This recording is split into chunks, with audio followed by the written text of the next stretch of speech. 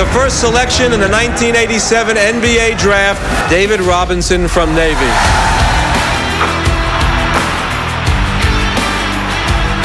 Oh my goodness! David Robinson. My senior year in high school, my dad told me, "You're going to be a professional basketball player." And I just thought he was out of his mind. There was no way I thought that was going to happen.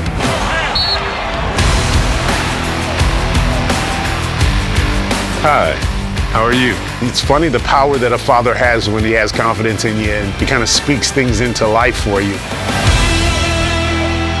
My father was in the Navy. He was a sonar technician, and I always loved kind of hearing about what he was doing. I wanted to be an engineer. I loved learning. So I went to the Naval Academy, and I just thought, this is the best of both worlds. I get to play basketball and get a great education. It's one of the best engineering schools in the country. You become a leader immediately. So things started to change dramatically my sophomore year. I grew another couple of inches, and all of a sudden, basketball looked like it might be a future.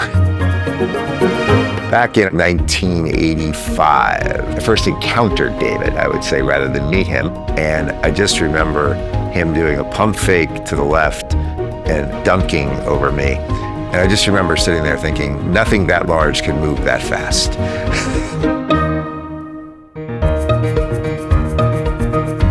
I got drafted by San Antonio in '87. I was the first pick overall. I saw it as a challenge. I thought, okay, well, we can take a small market team and we can turn it into something pretty special. Fortunately, we were able to do that. For over a 25-year period, we've won 5 championships and really have turned the Spurs into an international name that represents excellence.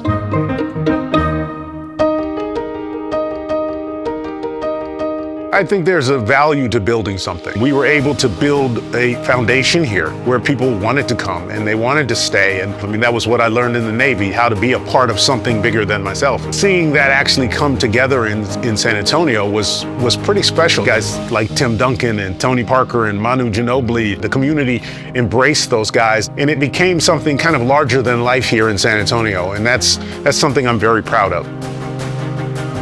When I retired, I was looking for a way to be involved, and the opportunity to buy a part of the team and become part of the ownership group opened up, and I jumped at it. I just thought it was an amazing way to stay connected. The Spurs are in my blood. They're not going anywhere. All my kids are black and silver for life. Admiral Capital is a real estate private equity firm, and we partnered with USAA. Basically operated for 15 years or so with doing 2 different funds and a bunch of individual deals. Starting Admiral Capital Group allowed me to build a business that I could basically tithe from. For David, Admiral Capital was a way to help support his philanthropic activities. But he was really excited about the fact that 10% of the earnings would go to make a social impact.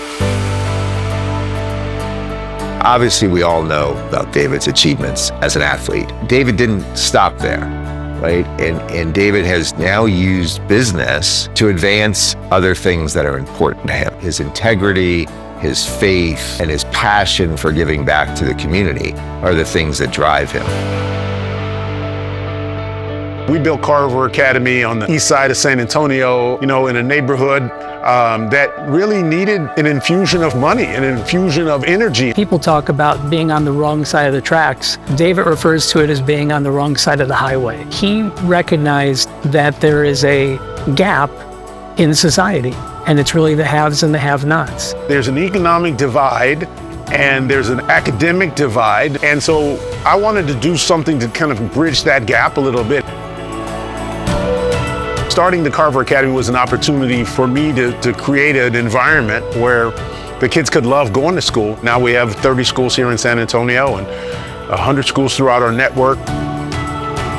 When I come to the Carver Academy and I see these kids running around the hallways, and I think, these are our sprouts, right? They're our plants. We're planting these good seeds in them, and they're going to go out and do amazing things. Thousands and thousands of students have been impacted by it.